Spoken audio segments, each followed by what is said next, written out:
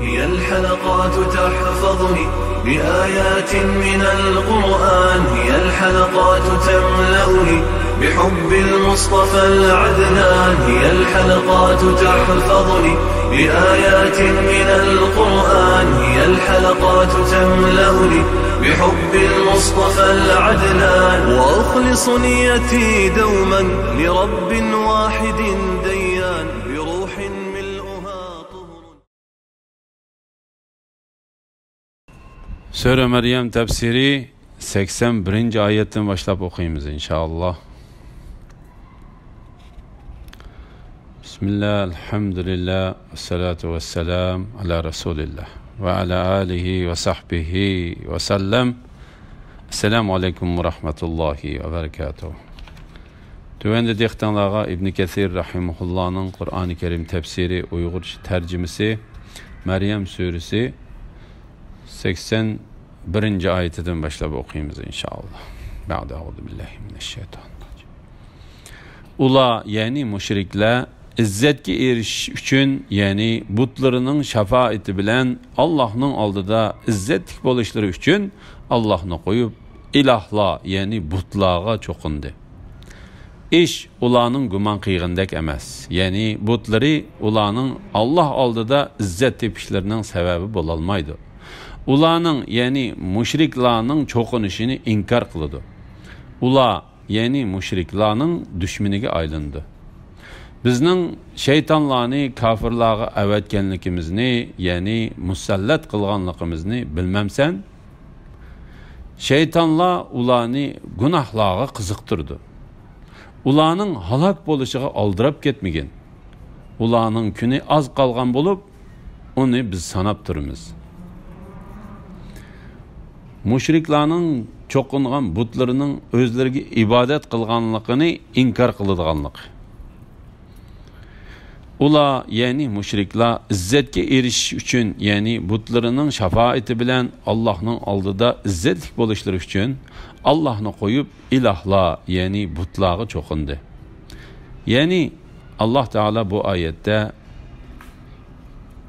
Rabbidin tanıgan kafirlarının butlarının şefaati bilen Allah Teala'nın aldıda izzetlik boluşu ve onundan yardım talep kılışı üçün Allah Teala'nı koyup butlarını ilah tutkanlıkını bayan kılış bilen birge emniyette işinin ula guman kıyğandek ve ula arzu kıyğandek bulmaydıganlıkıdan haber verip mındak dedi. İş ulanın guman kıyğandek emas. Yani butları ulanın Allah aldıda izzet tepişlerinin sebebi bulanmaydı. Ulanın yani müşriklarının çokunuşunu inkar kılıdı.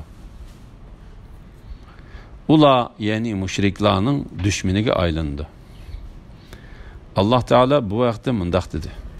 Allah'ını koyup kıyametkiçe duanı icabet kılışkı kadir bulalmaydıgan butlağa çokunadigan ademdin mu, gumrah adem ba mu?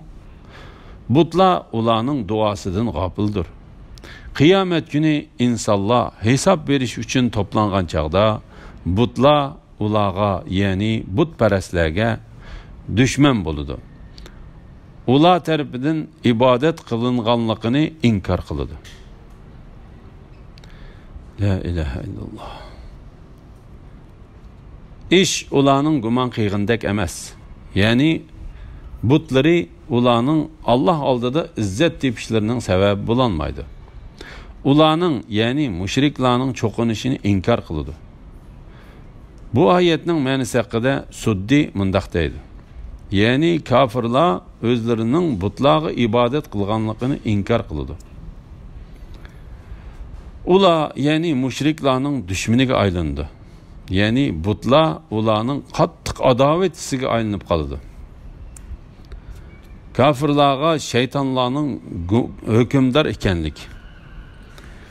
Bizning şeytanlarni kafirlarga avatganligimizni, yani musallat qilganligimizni bilmamsan?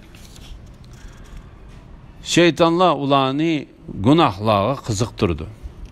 Ali ibn Abu Talha bu ayetning ma'nosi haqida İbn Abbas radhiyallohu anhumaning mundaq deganligini rivoyat qildi. Şeytanlar kafirlarni qattiq azdirdi. Avfi ibn Abbas radiyallohu anhumaning mundaq deganligini rivoyat qiladi. Shaytonlar ularni Muhammad va uning sahobalariga qarshi chiqishga qiziqtirdi. Qatada mundaq dedi. Shaytonlar ularni Alloh taolo gunoh deb ko'rsatgan ishlarni qilishga qiziqtirdi. La havla va la quvvata illa billah. Abdurrahman ibn Zayd bu oyatning ma'nosi Alloh taolaning tuvandagi oyatining ma'nosiga o'xshaydi dedi. Kimiki mehribon Allohni yod etishdan, ya'ni Qur'ondan yuz o'riydigan, biz uningga shaytonni musallat qilamiz. Shayton uni vasvas qiladi. Shayton uningga hamisha hamroh bo'ladi. Ularning halok bo'lishiga aldirab ketmagin. Ya'ni ey Muhammad sallallohu alayhi vasallam, sen ularga azobning tushishiga aldirab ketmagin. Ularning kuni oz qolgan bo'lib, uni biz sanab turamiz. Ya'ni haqiqatan biz ularga keladigan azobni sanoqliq bir muddatkichilikla kechiktiramiz. Ular cho'qim Alloh taolaning azobini tetiydi. Alloh taolo bu vaqtda mundaq dedi. Zalimlarning qilmishlaridan Allohni bexabar deb o'ylamagin. Ey Muhammad sallallohu alayhi vasallam, kafirlarning halok bo'lishiga oldirmagin. Ularga azroq muhlat bergin. Uzoq qolmay ularga qandoq qildiganligimni ko'rsan. Ularga muhlat berishimiz ve ecilini kechiktirishimiz faqat ularning gunohining ko'payishi uchundir. Ularni dunyodan ozg'ina muddat bahramand qilamiz. Ondan ularni qattiq azobni tetishga majburlaymiz. Ularga dunyoning ne'matlaridan bahramand bo'linglar. Shubhisizki sizlarning boradigan joyinglar do'zaxdir degin. Ularning kuni oz qolgan bo'lib, uni biz sanab turamiz. Bu oyatning ma'nosi haqida Suddi mundaq dedi. Ya'ni biz haqiqatan yillab, oylab, kunlab ve saatlab sanab turamiz. Subhanallah. Şu kunda, ya'ni qiyomat kunida taqvodorlarni marhamatlik Rabbingning dargohiga izzat ikrom bilan yig'imiz.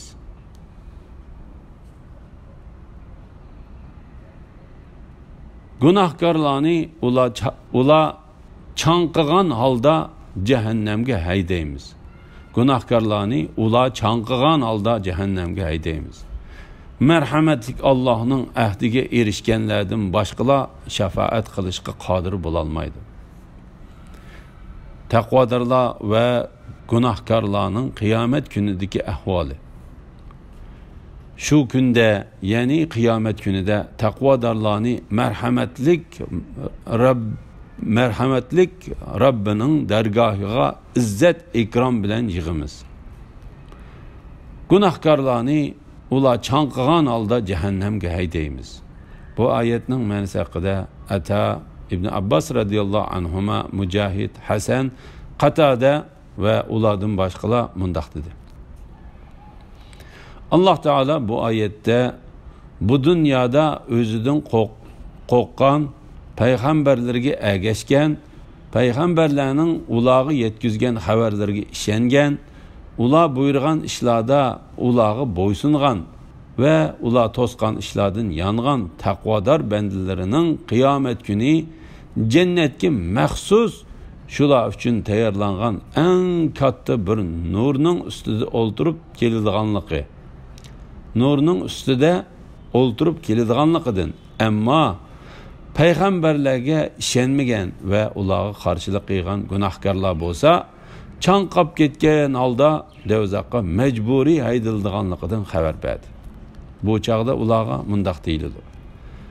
Kafirlar mu'minlarga ikki guruhdan qaysisining o'rni yaxshi, so'rini go'zal dedi. Şu kunda, ya'ni qiyomat kunida taqvodorlarni marhamatlik Rabbining dargohiga izzat ikrom bilan yig'imiz. İbn Ebu Hatem bu ayetning ma'nosi haqida Ibn Marzuqning mundaq deganligini rivoyat qiladi. Mu'min qabrisidan chiqqan vaqtida nihoyat chiroyli, teni xushbo'y puraydigan bir kishini ko'rdi. Ondan mu'min ona qarab, "Sen kim bo'lasan?" deydi. U, "Meni tonimadingmi?" deydi. Mu'min, "Yo'q. Va lekin Alloh taolo haqiqatan puruqingni xushbo'y, chiroyingni go'zal qilibdi" deydi. U, "Men sening dunyoda qilgan yaxshi amallaring, sen dunyoda mushiningdek go'zal va yaxshi ishlarni qilgan eding. Men dunyoda sening ustingga mingan edim. Endi sen mening ustimga mingin" deydi. Shuning bilan mu'min uningga minib marhamatlik Robbining dargohiga bordi. La ilaha illalloh Muhammad Rasululloh. Ali ibn Abu Talha bu oyatning ma'nosi haqida Ibn Abbas radhiyallohu anhumaning mundaq deganligini rivoyat qiladi. Ya'ni biz qiyomat kunida taqvodorlarni marhamatlik Alloh taoloning dargohiga bir narsaning ustiga mindirib ilib boramiz. Gunohkorlarni ular chanqigan holda jahannamga haydaymiz. Ya'ni biz gunohkorlarni jahannamga chanqigan holatda haydaymiz. Mu'minning ba'zisiga Alloh taoloning izni bilan shafaat qiladi. Lekin gunohkorlarning ichida ularga shafaat qiladigan bir kishi chiqmaydi. Alloh taolo bu vaqtda mundaq deydi: "Shuning uchun bizga shafaat qilguvchilar yo'q va yaqin do'stmi yo'q." Merhametlik Allah'ın ahdiga erishganlardan boshqalar shafaat qilishga qodir bo'lolmaydi. Bu oyatdagi Alloh taoloning ahdisi to'g'risida Ali ibn Abu Talha ibn Abbas radhiyallohu anhumaning mundaq deganligini rivoyat qiladi. Bu oyatdagi Alloh taoloning ahdisi degan so'zdan Alloh taolodan boshqa hech qanday ibodatga loyiq bir ilohning yo'qligiga guvohlik berish, kuch-quvvat egisi deb qaragan boshqa har qanday narsadan ado juda bo'lib, Alloh taologa esilish va faqat Alloh taolodan umid qilish maqsad qilindi. Ya'ni mushunda qilgan kishilar shafaat qilishga qodir bo'la oladi. Subhanalloh. Ular Allohning bolasi bor deyishdi. Sizlar shak shubhisiz qabih bir so'zni qildinglar. Bu so'zning yomonligidan osmonlar parchalanib ketgili, yer yerilib ketgili, tog'lar gumron bo'lib ketgili tos qoldi. Bu shuning uchunki ular Allohning bolasi bor deb da'vo qildi. Bolasi bo'lish Allohga loyiq emasdir. Osmonlarda va zaminda Allohga banda bo'lib bo'ysunmaydigan hech maxluq yo'qdir. Shak shubhisizki Allah ularni to'liq egalladi va sonini mukammal bildi. Qiyomat kuni ularning hammasi Allohning dargohiga tanho keladi. Alloh taologa bola nisbat berganlarning qattiq ayblanganligi.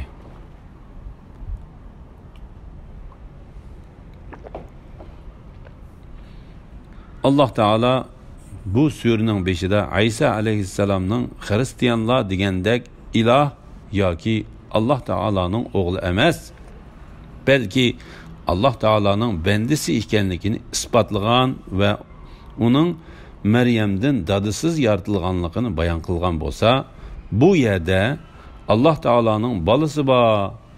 Alloh taolo buningdan pokdir. Alloh taoloning bolasi bor deb gumon qilganlarni ayblab mundaq dedi. Ular Allohning bolasi bor deyishdi. Sizlar shak shubhisiz qabih bir so'zni qildinglar. Qabih bir so'zni qildinglar. Ibn Abbas radhiyallohu anhuma, Mujahid, Qatada va Malik qatorliqlar mundaq dedi. Ya'ni sizlar Allah Taala'nın balası ba deyiş bilen gunahi nahayet qattiq bir ishni qildinglar.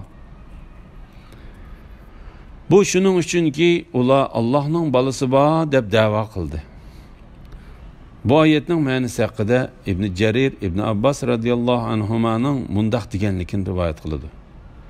İnsan ve jinlardan başqa osmon, zimin, tog'lar va hamma mahluqotlar Alloh taologa keltirilgan bu shirkdan haqiqatan qo'rqib ketdi.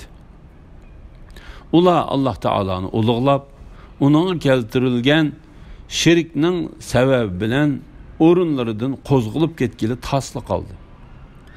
Alloh taologa shirk keltirgan kishilarga ularning qilgan yaxshiliklari manfaat qilmaydi. Biz Alloh taoloning la ilaha illalloh degan so'zni deyish orqali Alloh taoloni bir deb e'tirof qilgan mu'minlarning gunohlarini kechirib etishni orzu qilamiz. Payg'ambar alayhisalom mundaq dedi: sizlar o'zinglarning ichinglardagi o'lish oldida turgan kishilarning og'ziga la ilaha illalloh degan so'zni selib beringlar. Kimiki u so'zni o'lish oldida desa, uningga jannatga kirish vojib bo'ladi. Sahabalar Payg'ambar alayhisalom dedi: u so'zni saq vaqtida degan kishiga deb so'radi.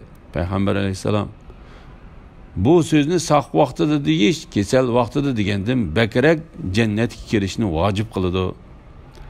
Jinim uning ilkida bo'lgan zot Allohning nomi bilan qasamki, agar osmonlar, ziminlarning ichidagi, uning orasidagi va uning tegidagi narsalarning hammasini tarozining bir tarafiga la ilaha illallohni la ilaha illalloh degan so'zni uning yana bir tarafiga qo'ysa, albatta bu so'zning ig'irligi tarozini besib ketadi.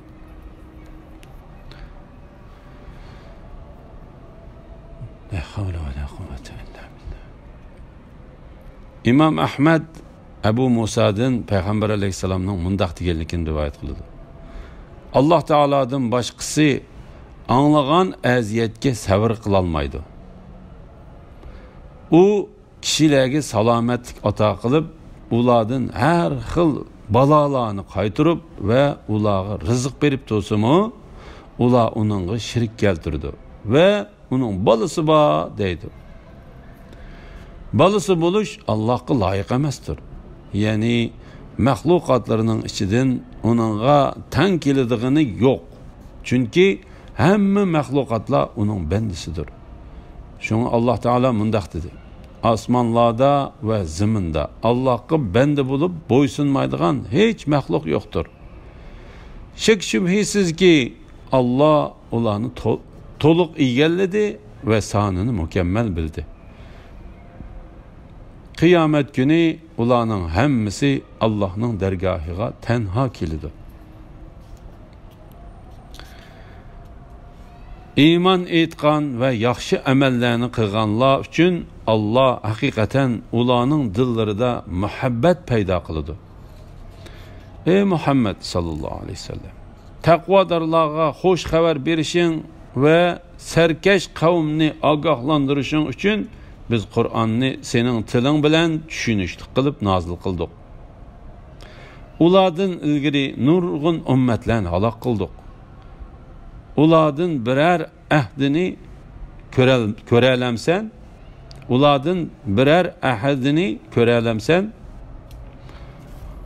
ulardan birer pes ovoz anglayalamsan. Yani ular shundoq taltuk halok qilindi ki, ulardan ko'gili ve ovozini anglag'ili hech ahadi qolmadi. Allah Teala'nın kişilerinin dillariga taqvodor kishi, Allah Teala'nın kişilerinin dillariga taqvodor kishilarni yaxshi ko'rishni soladiganligi. Allah Teala bu ayette Allah Teala'nı razı kılıdığan, yaxshi ishlarni qilgan yaxshi bandilarini yaxshi ko'rishni boshqa taqvodor yaxshi bandalarining dillariga soladiganligidan xabar berdi. Mushundaq bo'lishi cho'qimdir. Subhanalloh. Payg'ambar alayhisalomdan bu vaqtda nurg'unlagan hadislar keldi. Bu hadislarning ichidan Imom Ahmad Abu Hurayradan Payg'ambar alayhisalomning mundaq deganligini rivoyat qiladi. Allah Taala bir bandini yaxshi ko'rib qolsa, Jibrilni chaqirib, "Ey Jibril, men palonini yaxshi ko'rdim, sen uni yaxshi ko'rgin" deydi. Ondan Jibril uni yaxshi ko'rdi. U osmondagilarga Allah Taala palonini yaxshi ko'rdi, sizlar uni yaxshi ko'ringlar deb jakarlaydi. Shuning bilan osmondagilar uni yaxshi ko'rdi. Yaxshi ko'rish ziminga tashlanadi. Zimindagilar uni qabul qilib, u kishini yaxshi ko'rdi. Allah Taala bir bandini yomon ko'rib qolsa, Jibrilni chaqirib, "Ey Jibril, men palonni yomon ko'rman, senmi yomon ko'rgin" deydi. Ondan Jibril uni yomon ko'rdi. Ondan osmondagilarga Allah Taala palonni yomon ko'rdi, sizlar uni yomon ko'ringlar deb jakarlaydi. Shuning bilan osmondagilar uni yomon ko'rdi. Yomon ko'rish ziminga tashlanadi. Shuning bilan zimindagi kishilar uni yomon ko'rdi. Ashhadu an la ilaha illalloh, ashhadu anna Muhammadar rasululloh. İbn Abu Hatem Abu Hurayradan Payg'ambar alayhisalomning mundaq deganligini rivoyat qiladi.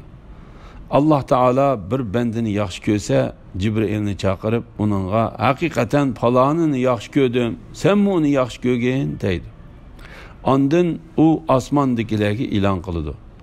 Osmondagilar uni yaxshi ko'rdi. Ondan yaxshi ko'rish zimindagi kishilarga tushirildi. Ondan zimindagi kishilar uni yaxshi ko'rdi. Bu Allah Taalaning bu so'zining ma'nosidir. İman etgan ve yaxshi amallarni qilganlar uchun Allah haqiqatan ularning dillarida muhabbat paydo qiladi. Allah Taala oxirida Qur'onning xo'sh bishorat va ogohlantirish uchun tushirilganligi to'g'risida mundaq dedi. Ulardan ilgari nurg'un ummatlarni halok qildik. Ulardan birer ahadini ko'rolmaysan. Birer ahadini ko'ralamsan yoki ulardan birer pes ovoz anglayalamsan? Yani ular shundaq teltüks aloq qilindiki, ulardan ko'gili ve ovozini anglag'ili hech ahadi qolmadi. Allah şükürler bo'lsin. Shuning bilan Maryam surasining tafsiri tugidi. Kelar qitimda Taha surasidan 1-oyatdan boshlab anglaysizlar inshaalloh. Va sallallohu ala Muhammad va ala alihi va sahbihi va sallam. Assalomu alaykum va rahmatullohi va barakatuh.